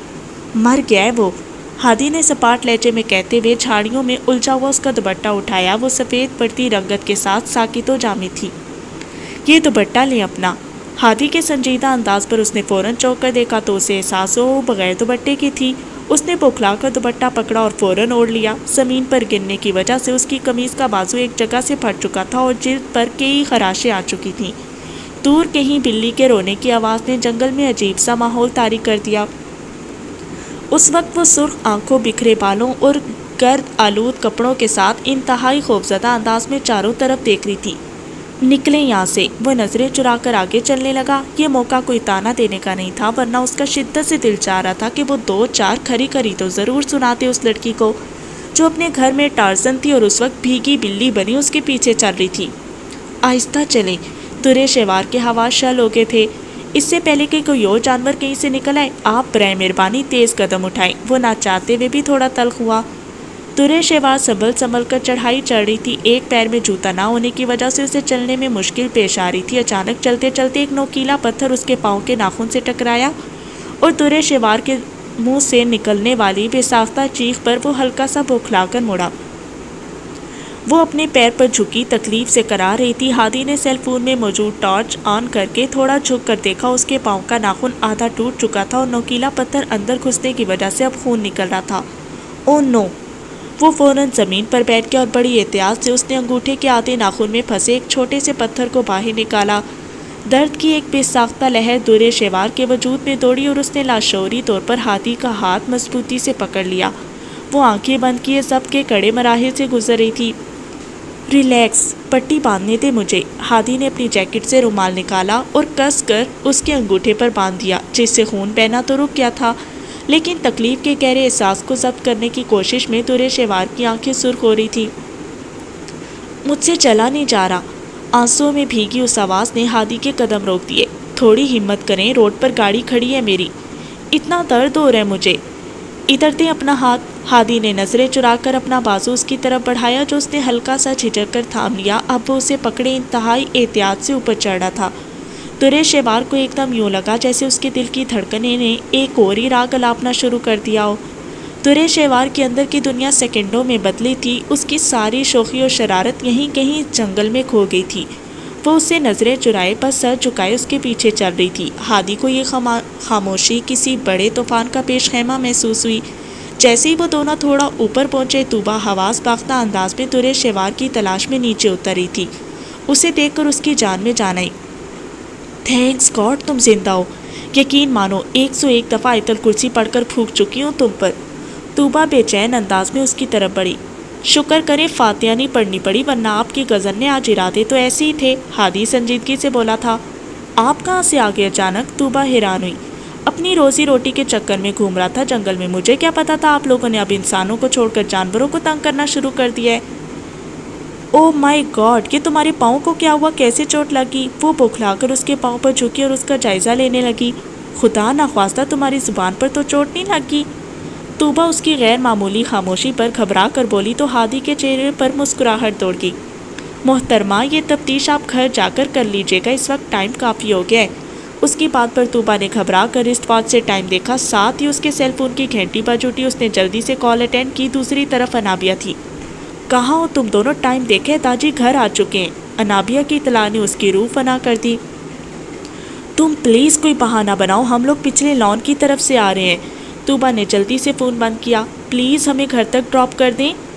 اس سے پہلے کہ وہ کچھ اور کہتا، وہ درے شوار کا بازو پکڑ کر گاڑی کی پچھلی سیٹ پر بیٹھ گئی۔ 10 منٹ کی ڈرائیو کے بعد وہ میر ہاؤس کے قریب پہنچا ہی تھا کہ طوبا بول پڑی، پلیز گاڑی اپنے گھر لے جائیں۔ اس کی اگلی فرمائش پر ہادی کا دماغ بھگ کر کے اڑا۔ وہ کس خوشی میں؟ ہمارے سامنے والے لان میں داجی کے روم کی کھڑکیاں کھلتی اور اس وقت وہاں سے گزرنا خطرے سے خالی نہیں۔ اس نے ہلکی سی خجالت کے ساتھ اپنی بات کی وضاحت کی۔ ہادی کو نہ چاہتے ہوئے بھی اس کی بات ماننا پڑی۔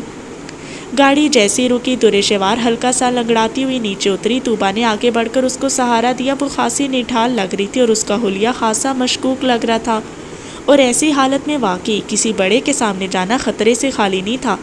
یار جلدی چلو۔ طوبا اس کا بازو پکڑ کر لان کی پچھلی سائڈ کی طرف چل دی۔ ہادی بھی بلا ارادہ ان کے پیچھے چلا آیا۔ طوبا نے جلدی سے منڈیر پر چڑھ کر چھلانگ لگائی اور اگلے ہی لمحے وہ دوسری سائڈ پر تھی۔ درے شوار چلتے چلتے رکی۔ اس کا پاؤں سوج چکا تھا اور اتنی تکلیف کے ساتھ اچھل کر منڈیر پر چلنا کوئی آسان نہیں تھا۔ ہادی کو اس کی مشکل سمجھ آ گئی تھی۔ اس نے دوسری دیوار کے پاس رکھی 2 اینٹیں اٹھائی اور خاموشی سے منڈیر کے پاس رکھ دی۔ اس پر پاؤں رکھ کر چڑھیں۔ ہادی کے نرم لہجے پر درے شوار نے چونک کر اس کی طرف دیکھا۔ اس کی مہربان آنکھوں میں پھیلی نرم جگمگاہٹ اسے اپنے دل کے اندر اترتی ہوئی محسوس ہوئی۔ دور کہیں ویرانوں میں گھنٹیاں بجی تھیں۔ فار گاڈ سے کیا جلدی کرو، کن سوچوں میں گم ہو۔ طوبا کی جھنجھلاہٹ پر وہ ہلکا سا بکھلائی۔ اس نے بمشکل اپنا پیر ہادی کی رکھی ہوئی اینٹوں پر جمایا اور ساتھ ہی اس کی چاہت نے دل کے کسی کونے میں مضبوطی سے ڈیرا لگا لیا۔ محبت ایک تیز رفتار زلزلے کی صورت میں اس پر حملہ آور ہوئی تھی اور اس نے سیکنڈوں میں درے شوار کے سارے وجود کو ہلا کر رکھ دیا تھا۔ وہ گھبرا کر منڈے پر بیٹھی اور ساتھ ہی اس نے سوچے سمجھے بغیر دوسری طرف چھلانگ لگا دی۔ صبح ہونے والی موسلا دھار بارش نے اسلام آباد کے مکینوں کو عجیب سے بیزاری اور خوف میں مبتلا کر دیا تھا۔ اتنی سردی میں صبح 10 بجے سے ہونے والی مسلسل بارش رات کے 12 بجے بھی جاری تھی۔ آج نور محل میں عجیب سی وحشت طاری تھی۔ گھر کے سبھی ملازمین شام ہوتے ہی اپنے کوارٹروں میں دبک گئے تھے۔ اتنے بڑے پگلے میں آج فاریہ بھابھی اور ان کی ملازمہ سندلی تھی۔ داجی اور میر محتشم بھی شام کو مری کے لیے نکل گئے تھے۔ میر وحاج کو ملتان گئے ہوئے 5 روز گزر چکے تھے اور ابھی ان کی واپسی کی کوئی اطلاع نہیں تھی۔ سندل نے آج جلدی جلدی سارا کام سمیٹ لیا تھا۔ اس وقت وہ دودھ کا گلاس رکھنے فاریہ بی بی کے کمرے میں آئی، جن کی پچھلے 2 دن سے خاصی طبیعت خراب تھی۔ وہ سارا دن اندھیرا کیے اپنے روم میں لیٹی رہتی۔ سندل، ساری کھڑکیاں اور دروازے اچھی طرح بند کر دیے نا؟ جی بی بی جی۔ سائڈ ٹیبل کی دراز سے نیند کی ٹیبلٹ نکال کر دو مجھے۔ بی بی جی اتنی گولیاں مت کھایا کریں۔ سندل کو فاریہ بی بی پر خاصا ترس آتا تھا۔ گھر کے باقی ملازمین کی طرح وہ بھی ان کی ازدواجی زندگی کی تلخیوں سے بخوبی واقف تھی۔ کیا کروں، اس کے بغیر نیند نہیں آتی، انہوں نے افسردہ انداز میں کہتے ہوئے پانی سے گولی نگلی۔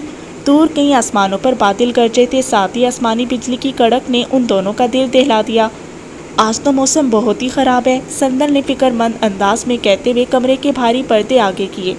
تم بھی لائٹ بند کر کے سو جاؤ اپنے کمرے میں، فاریہ نے نرمی سے اسے کہا تو وہ جلدی سے اپنے کمرے کی طرف بڑھ آئی جو اسٹور روم کے ساتھ تھا۔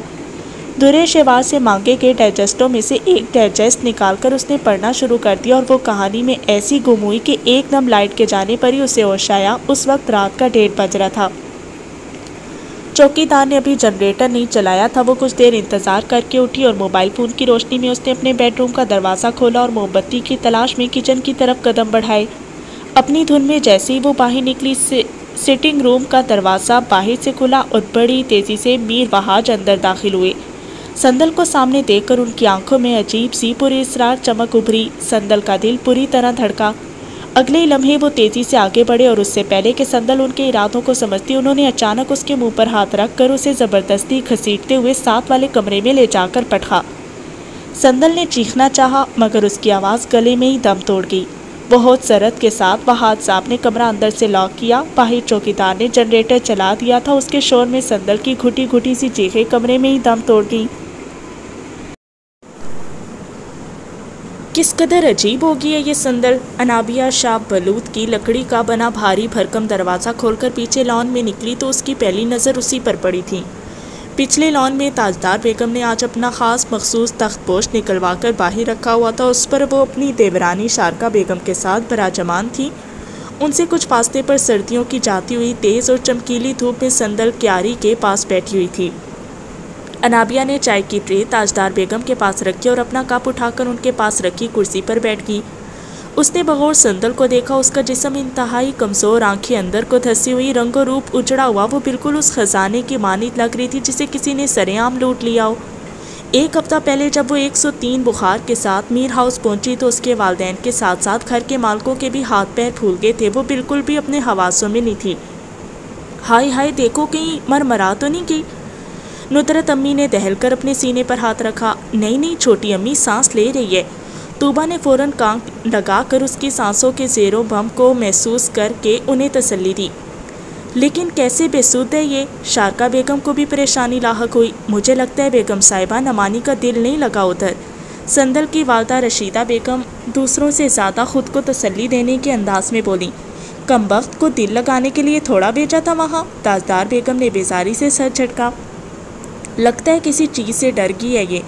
رشیدہ بیگم نے بوکھلا کر صفائی دی۔ لو وہاں کون سا جن بھوت بستے ہیں، انسانوں میں ہی تو گئی تھی۔ ندرت امی کے طنزیہ لہجے پر سندل کی ماں گڑبڑا سی گئی، لیکن پھر بھی اکثر چیخیں مارتی ہے رات کو نیند سے اٹھ کر۔ اس کی ماں نے فکر مند انداز سے ان کی معلومات میں اضافہ کیا۔ اچھا، یہ بات گھر کی باقی خواتین کے لیے تشویش کا باعث بنی۔ اسے دم کروا کر لاؤ کیکر والے بابے سے۔ تاجدار بیگم کے مشورے پر رشیدہ بیگم اگلے دن ہی اپنی بیٹی کو لے کر پیر مراد علی شاہ کے آستانے پر پہنچ گئی، لیکن کوئی افاقہ نہیں ہوا۔ سندل کو میر ہاؤس آئے ہوئے پورے 15-20 دن ہو چکے تھے، لیکن اس کے ہونٹوں پر خاموشی کی مہر جو پہلے دن سے ثبت ہو چکی تھی وہ کسی صورت بھی ٹوٹنے کا نام نہیں لے رہی تھی۔ بخار تو جلدی اتر گیا تھا، لیکن اس کے ہونٹوں کی ہنسی، آنکھوں کی شرارت اور سارا لاؤبالی پن بھی ساتھ ہی لے گیا تھا، اور یہ بات گھر کے سبھی مکینوں کے لیے باعث تشویش تھی، کیونکہ اس کے ہونٹوں سے تو بات بات پر ہنسی کے جھرنے پھوٹتے تھے، اور اس بات پر اسے اکثر ہی تینوں خواتین سے جھاڑ بھی پڑتی تھی۔ بی بی جی، سارے لحاف نکال کر دھوپ میں پھیلا دی ہیں، ایک ملازمہ نے پھولی ہوئی سانسوں کے ساتھ اطلاع دی۔ اچھا ٹھیک ہے، اور 2 گھنٹے کے بعد ان کو اندر بھی رکھنا ہے۔ تاجدار بیگم کے اگلے حکم پر ملازمہ نے جھٹ سے اس بات میں سر ہلا دیا۔ شارکا بیگم جو کہ کروشیے میں الجھی ہوئی تھی، ان کی نظر اچانک سندل پر پڑی۔ بھابھی، مجھے تو لگتا ہے اس کمبخت سندل پر کوئی سایہ وایا ہو گیا ہے۔ شارکا بیگم نے پاس بیٹھی اپنی جھٹانی کو مخاطب کیا۔ کیوں، کیا ہوا؟ تاجدار بیگم نے بے ساختہ ان کی نظروں کے تعاقب میں دیکھا۔ سامنے بیٹھی سندل پچھلے کئی منٹوں سے ایک ہی نقطے پر نظریں جمائے بیٹھی تھی۔ جاتی ہوئی سردیوں کی تیز دھوپ میں بیٹھنا کوئی آسان کام نہیں تھا۔ 10 منٹ میں ہی بندے کو ٹھیک ٹھاک پسینہ آ جاتا، لیکن سندل تو لگتا تھا سارے ہی موسموں سے بے نیاز ہو گئی تھی۔ جب سے نور محل سے ہو کر آئی ہے، لگتا ہے اپنی زبان بھی وہیں چھوڑ آئی ہے۔ شارکا بیگم نے منہ بنا کر کہا۔ اگر یہ نور محل کا کمال ہے تو میرا خیال ہے اس گھر کی ساری لڑکیوں کو 2-4 مہینوں کے لیے چھوڑ آتے ہیں وہاں۔ تاجدار بیگم کے جلے کٹے انداز پر انابیہ کو ایک دم ہنسی آ گئی۔ یہ تمہارے کیوں دانت نکل رہے ہیں؟ کچھ نہیں، وہ ہلکا سا ہکلا کر سنجیدہ ہوئی۔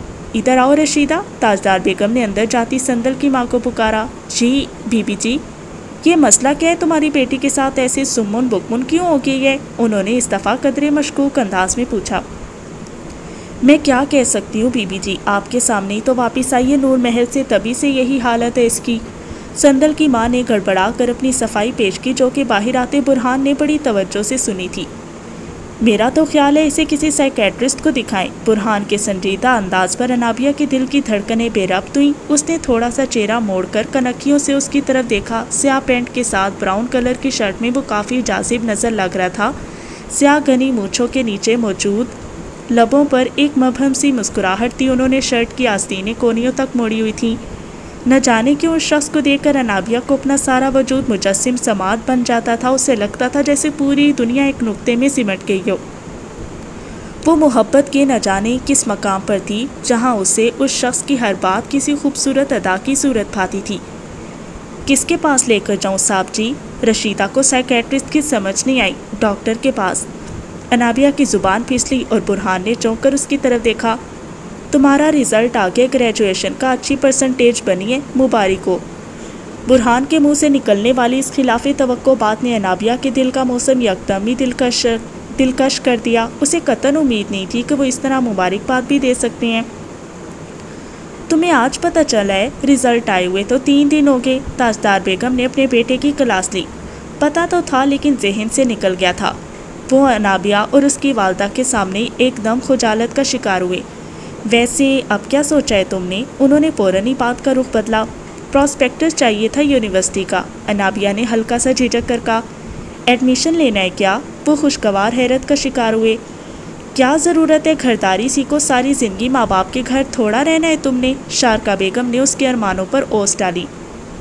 چچی جان، کم از کم ماسٹر تو کرنا چاہیے ہر لڑکی کو، اور آپ ایڈمیشن لینے دیں اسے۔ برہان کے دو ٹوک سنجیدہ انداز پر ایک لمحے کو تو شارکا بیگم کو بھی چپ لگ گئی تھی اور انابیہ کے دل میں کئی کلیاں ایک ساتھ چٹکی تھیں۔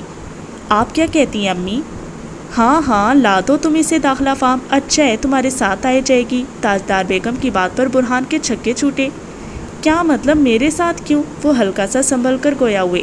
ظاہری سی بات ہے، جس یونیورسٹی میں تم پڑھاتے ہو وہیں جائے گی نا یہ؟ وہ لاپرواہی سے سر جھٹک کر بولی۔ جس نے ایڈمیشن لینا ہے اس سے تو پوچھ لیں۔ وہ ہلکی سی کوفت کا شکار ہوئے۔ ہاں بتاؤ انابیہ۔ تاجدار بیگم بیٹھے بیٹھے سارے معاملات نپٹا لینا چاہتی تھیں۔ جیسا آپ کہیں بڑی امی۔ کس سبجیکٹ میں لینا ایڈمیشن؟ اس دفعہ سوال ان کی طرف سے آیا تھا۔ اکنامکس میں۔ انابیہ نے سر جھکائے آہستگی سے جواب دیا۔ پڑھ لو گی؟ کیوں نہیں پڑھ سکتی؟ انابیہ کے پرے اعتماد انداز پر وہ ہلکا سا گڑبڑائے۔ اس سے جوابی شکوے کی کہاں امید تھی۔ اٹس اوکے، پراسپیکٹس لا دوں گا۔ انہوں نے اپنی طرف سے بات ختم کی اور تاجدار بیگم کی طرف متوجہ ہوئے۔ فاریہ بھابی کی طبیعت ٹھیک نہیں ہے، آپ کو بلوا رہی تھی نور محل۔ کیا ہوا؟ پتہ نہیں، میں نے پوچھا نہیں ڈیٹیل سے، آپ خود بات کر لیجیے گا۔ اچھا کر لوں گی، اللہ جانے کون سا سیب بستا ہے نور محل میں، جو جاتا ہے بیمار ہی رہتا ہے۔ وہ گھٹنوں پر ہاتھ رکھ کر بامشکل اٹھی اور ایک گہری نظر سامنے کیاری کے پاس بیٹھی سندل پر ڈالی، جو ابھی تک گمسم حالت میں تھی۔ انابیہ بیٹا دیکھو، اسے کہیں سکتا تو نہیں ہو گیا بے وقوف کو؟ انابیہ نے دہل کر ان کی نظروں کے تعاقب میں سندل کی طرف دیکھا۔ میرا تو خیال ہے اسے لے چلیں کسی سائیکیٹرسٹ کے پاس۔ برہان کا لہجہ بھی ہمدردی میں ڈوبا ہوا تھا۔ خود ہی لے چلنا، اور کس کے پاس ٹائم ہے یہاں؟ تاجدار بیگم کی پریشانی محسوس کر کے برہان نے فوراً سنجیدگی سے ساری لا دیا۔ وہ جانتا تھا کہ تاجدار بیگم اس گھر کے ملازمین پر جتنی سختی کرتی تھی اس سے زیادہ ان کی غمی یا پریشانی میں ان کا ساتھ دیتی تھی۔ کب چلنا ہے صاحب جی؟ سندل کی ماں نے بے چینی سے پوچھا۔ آج ٹائم لیتا ہوں ڈاکٹر سے، کل یا پرسوں لے چلیں گے۔ وہ لاپرواہی سے کہتے ہوئے اپنے سیل فون پر آنے والی کال کی طرف متوجہ ہو گئے، جبکہ انابیہ کے دل کی دنیا ایک دم ہی رنگین ہو گئی تھی۔ وہ خیالوں میں خود کو برہان کے ساتھ کیمپس میں گھومتے پھرتے دیکھ رہی تھی۔ اس کے خوش ہونے کے لیے اتنا ہی کافی تھا کہ برہان نے اس معاملے میں اس کا بھرپور ساتھ دیا تھا۔ دماغ خراب ہو گیا اس چیپ کنزرویٹو کا۔ محمد عاطی اپنے دوست سعد کے ساتھ انتہائی غصے سے آفس میں داخل ہوا۔ اس نے ہاتھ میں پکڑی فائل بیزاری سے میز پر پٹکی اور تپے انداز میں اپنی کرسی پر بیٹھ گیا۔ اس کا ماتھا شکنوں سے پر تھا۔ وہ سعد کے ساتھ میٹنگ اٹینڈ کر کے ابھی لوٹا تھا اور اس خبیث ڈی ایف او کو دیکھا تھا۔ سعد نے منہ بنا کر اپنے باس کی یاد دلائی۔ کمینہ بات تو ایسے کر رہا تھا جیسے ہم نے خود ساری لکڑی کاٹ کر پکڑائی ہے اس ٹمبر مافیا کو۔ 2 نمبر انسان کو ساری دنیا 2 نمبر ہی رکھتی ہے، اس میں تو کوئی شک نہیں۔ مجھے پتا تھا یہ میٹنگ بس ہم لوگوں کو ذلیل کرنے کے لیے رکھی گئی ہے۔ ہادی غصے سے ٹہلنے لگا۔ الو کا پٹھا کہہ رہا تھا گزشتہ 2 دہائیوں سے محکمہ جنگلات میں کوئی ایسا آفیسر نہیں آیا جس نے جنگلات کی ترقی یا اس کو بچانے کے لیے کوئی قابل فخر کارنامہ سر انجام دیا ہو۔ ساتھ نے بھی بھڑاس نکالی۔ جب چیف کنزرویٹو سے لے کر D F O, range officer, block officer اور فارسٹ گارڈ تک حرام کا مال بحفاظت اوپر تک پہنچائیں گے، وہاں ہرے بھرے جنگلات چیٹل میدانوں کا روپ نہیں دھاریں گے تو اور کیا کریں گے؟ ہادی کی زبان سے گویا انگارے چڑھ رہے تھے۔ ویسے یہ آپس کی بات ہے، جنگلات کے فروغ کے لیے جتنی بھی اسکیمیں گزشتہ کئی سالوں سے شروع ہوئی ہیں ان میں سے کوئی بھی آج تک پایا تکمیل کو نہیں پہنچی۔ ان اسکیموں نے افسران کی دولت میں تو خاطر خواہ اضافہ کیا اور لاکھوں روپے کی ریکوریاں خواہ بیچارے فارسٹ گارڈز اور فارسٹرز وغیرہ پر ڈالی جا رہی ہیں۔ ہادی کے اکتائے ہوئے انداز پر ساتھ تیزی سے اٹھا اور آفس کا دروازہ اچھی طرح سے بند کیا۔ ابھی آہستہ بول، کیوں مروائے گا؟ تو میں کون سا ڈرتا ہوں کسی سے؟ یہ فضول میٹنگ کرنے کے بجائے یہ گھٹیا لوگ کسی غیر جانبدار اور ذمہ داران اتھارٹی سے انویسٹیگیشن کیوں نہیں کرواتے؟ ہمیں کیوں اپنی 3rd کلاس باتیں سنانے کے لیے بلوا لیتے ہیں؟ انویسٹیگیشن کون کروائے گا؟ یہاں تو آوے کا آوا ہی بگڑا ہوا ہے، اس حمام میں سبھی ننگے ہیں میرے پیارے دوست، اس نے طنزیہ لہجے میں کہتے ہوئے ڈرائی ملک قہوے میں مکس کرنا شروع کیا۔ دل تو کرتا ہے ایک رپورٹ بنا کر میں ہی بھجوا دوں اینٹی کرپشن ڈپارٹمنٹ میں۔ اس کی بات پر ساتھ کو کرنٹ لگا۔ اوئے بیٹا، بریک پر پیر رکھ، کیوں اپنے ساتھ مجھے بھی مروائے گا؟ وہ تڑپ کر بولا۔ مرنا تو تم نے ویسے بھی اپنے ڈپارٹمنٹ کے ہاتھوں سے بچے گا تو ٹمبر مافیا اڑا دے گا تجھے۔ یاد نہیں وہ شاہد رضوی، انہی جنگلات سے ملی تھی نا اس کی لاش، جس کو ایمانداری کے دورے پڑتے تھے۔ ہادی کی بات پر ساتھ بے چین ہوا۔ کیا ہو گیا تمہیں آج؟ وہ خوف زدہ ہوا۔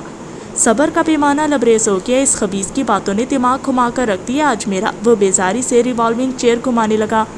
میری تو کل والے کیس نے نیندیں اڑا رکھی ہیں، تم جرت دیکھو خاقان علی کے بندوں کی، اتنی قیمتی لکڑی دن دہاڑے اسمگل کر رہے تھے مری سے۔ ساتھ کے پریشان لہجے پر ایک استہزائیہ مسکراہٹ اس کے چہرے پر بھی دوڑ گئی۔ میر خاقان کے خاندان کو عادت پڑ گئی ہے حرام کھانے کی، وہ زہر خند لہجے میں گویا ہوا۔ ایک دن پہلے پنجاب پولیس نے ایک گاڑی کو پکڑا تھا جس کے ذریعے عمارتی لکڑی کو پنڈی منتقل کیا جا رہا تھا، اور جس شخص کے زمینوں سے اسے چرایا گیا تھا اس کی شکایت پر پولیس پہلے سے الرٹ تھی، اور یہی وجہ تھی کہ انہیں رنگے ہاتھوں پکڑ لیا گیا۔ تم نے مخالف پارٹی کو کیس کرنے کا مشورہ دے کر اچھا نہیں کیا۔ اچھا یار، کوئی تو جو میر فیملی کو بھی لگام ڈالے، ان کی غنڈہ گردی بڑھتی جا رہی ہے دن بدن۔ میں نے تو ماما کی فرمیں بھجوا دی ہیں ان لوگوں کو، یقیناً کوئی اچھا وکیل ناکو جنے چپائے گا ان لوگوں کو۔ ہادی اچھا خاصا مطمئن تھا۔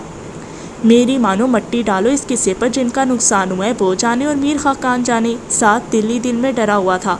سوری یار، یہ کیس ڈائریکٹ آیا تھا میرے پاس، اور اس شخص کا ایریا بھی میرے ہی انڈر آتا ہے، اس لیے میں تو کسی کو بھی پیچھے ہٹ جانے کا مشورہ ہرگز نہیں دوں گا۔ ہادی چائے کا خالی کپ میز پر رکھ کر کھڑا ہوا۔ کدھر کے ارادے ہیں آپ؟ گھر چلو، ذہن کچھ ڈسٹربس آئے، آج جا کر تھوڑا ریسٹ کرتے ہیں۔ ہادی نے میز پر رکھا اپنا لیپ ٹاپ بیگ میں ڈالا۔ ٹھیک کہہ رہے ہو تم، آج کا دن ہی منحوس تھا۔ وہ بھی میز پر رکھا اپنا سیل فون اٹھا کر کھڑا ہوا۔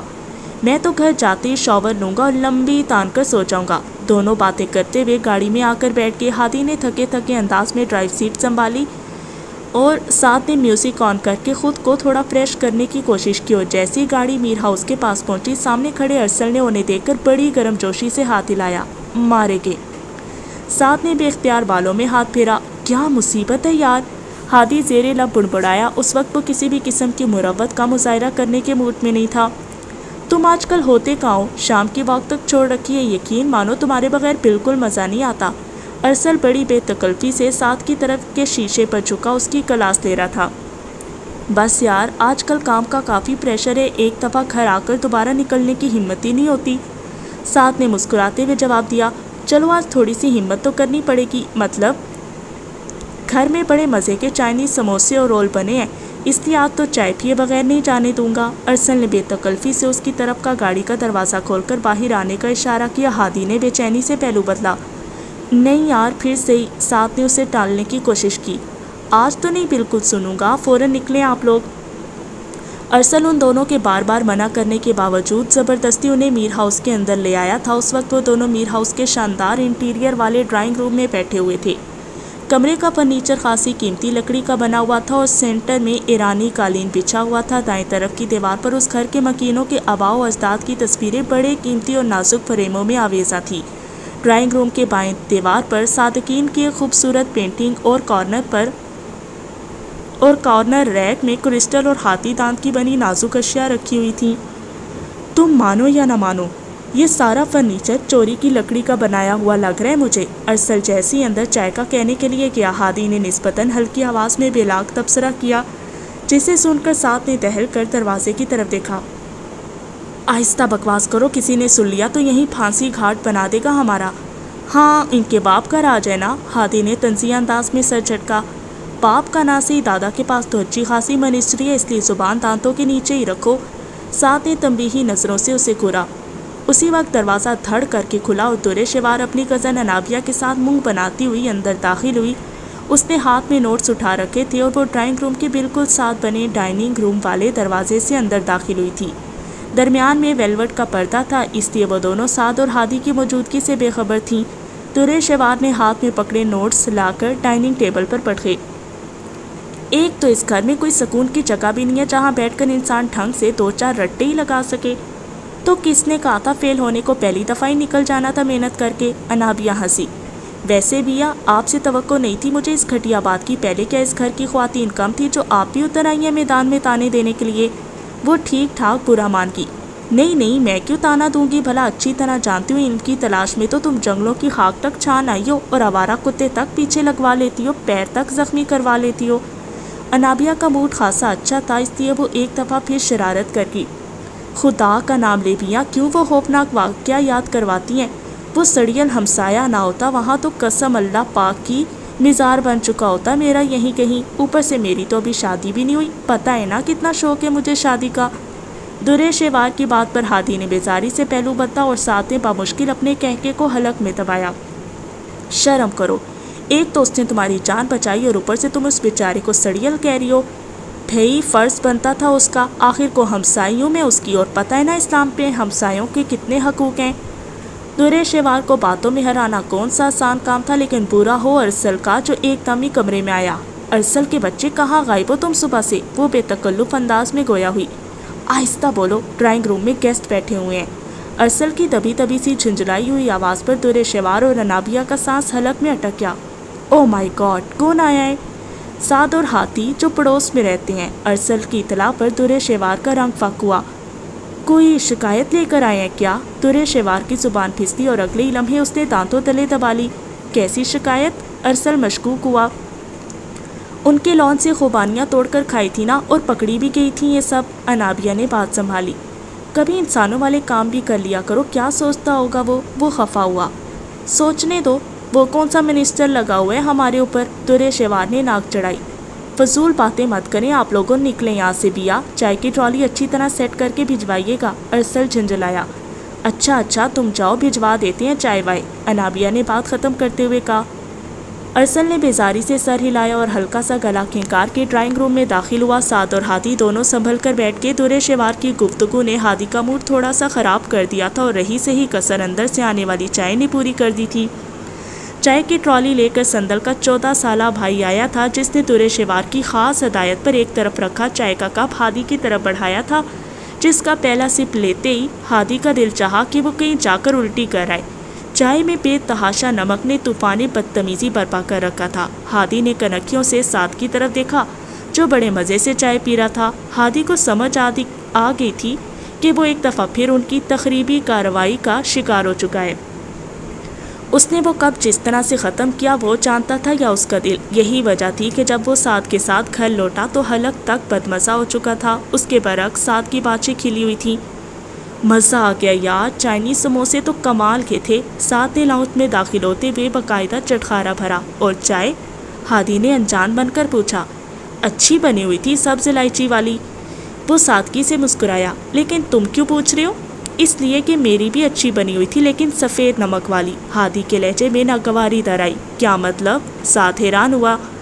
مطلب یہ کہ میں ایک دفعہ پھر ان کی غنڈہ گردی کا شکار ہو گیا، اس نے منہ بنا کر جواب دیا۔ او مائی گاڈ! سعد اپنے ہونٹوں پر ہاتھ رکھ کر ہنسا اور ہنستا ہی چلا گیا۔ اسے درے شیوار گینگ کی یہ حرکت مزے کی لگی تھی، جبکہ ہادی اسے غصے سے گھورتا ہوا اپنے کمرے کی طرف بڑھ گیا۔ او مائی گاڈ! طوبا کا منہ حیرانگی کے اظہار کے طور پر کھلا۔ تم نے ہادی کے ساتھ یہ بدتمیزی کی شرم نہیں آئی تمہیں؟ نہیں، اس نے چکن رول پر ڈھیر سارا کیچپ ڈالا اور مزے سے کھانے لگی۔ بہت ہی احسان فراموش ہو تم، افسوس ہوا تمہارے اس گھٹیا پن پر۔ طوبا نے اسے لتاڑا۔ Thank you. اس نے ڈھٹائی کے سارے ریکارڈ توڑے۔ اور اگر امجد کا بچہ وہی پیالی ارسل بھائی کو دے دیتا تو؟ طوبا نے اسے ڈرایا۔ سوال ہی پیدا نہیں ہوتا، وہ بچہ سندل کا بھائی ہے، اسی گھر میں ہی ہماری چالاکیاں اور مکاریاں دیکھ دیکھ کر تو جوان ہوا ہے، اوپر سے پورے 500 کا کڑکتا نوٹ دیا تھا اسے رشوت میں، کام تو پکا ہونا ہی تھا۔ درے شیوار نے تفصیل سے اپنا کارنامہ بتایا۔ کیا سوچتا ہوگا وہ؟ یہی سوچتا ہوگا لڑکی دلیر اور بہادر ہے۔ وہ ایک آنکھ کا کونا دبا کر شرارت سے ہنسی اور مزید گویا ہوئی، قسم سے کیا کروں، اسے دیکھ کر میری زبان اور ہاتھ پیروں میں کوئی نہ کوئی کھجلی ہونے لگتی ہے۔ درے شیوار نے انگلی پر کیچپ لگا کر مزے سے چاٹا۔ سچ سچ بتاؤ، تمہیں مسئلہ کیا ہے اس سے؟ طوبا کمر پر ہاتھ رکھ کر عین اس کے سامنے آن کھڑی ہوئی۔ کیا کہوں، ہائے کچھ ہوتا ہے۔ اس نے ایک ہوش ربا انگڑائی لے کر طوبا کو اپنی طرف سے مکمل مشکوک کیا۔ وہ دونوں اس وقت درے شیوار کے کمرے میں موجود تھیں اور صبح ان کا کیمسٹری کا پرچہ تھا۔ انسان بن جاؤ تم، اب تو بس دلہن بننے کو دل چاہتا ہے۔ کوئی محبت کا سین تو آن نہیں کر لیا تم نے؟ وہ اس طرح جھک کر درے شیوار کی آنکھوں میں جھانکنے لگی جیسے دل کا راز بھانپ لینا چاہتی ہو۔ جانے من، وہ جو کسی شاعر نے کیا خوب کہا ہے، ابھی تو دل میں ہلکی سی خلش محسوس ہوتی ہے، بہت ممکن ہے کل اس کا محبت نام ہو جائے۔ درے شیوار نے لہک کر شرارت سے شیر پڑا اور اس سمے اس کی آنکھوں میں کچھ تھا۔ طوبا کے دماغ میں خطرے کی گھنٹی بجی۔ اس نے اپنی انگلی سے اس کی ٹھوڑی کو گھما کر درے شیوار کا چہرہ اپنی جانب کیا اور جانچتی نگاہوں سے اسے دیکھنے لگی۔ کیا ایکس رے مشین فٹ کروا لی ہے اپنی آنکھوں میں؟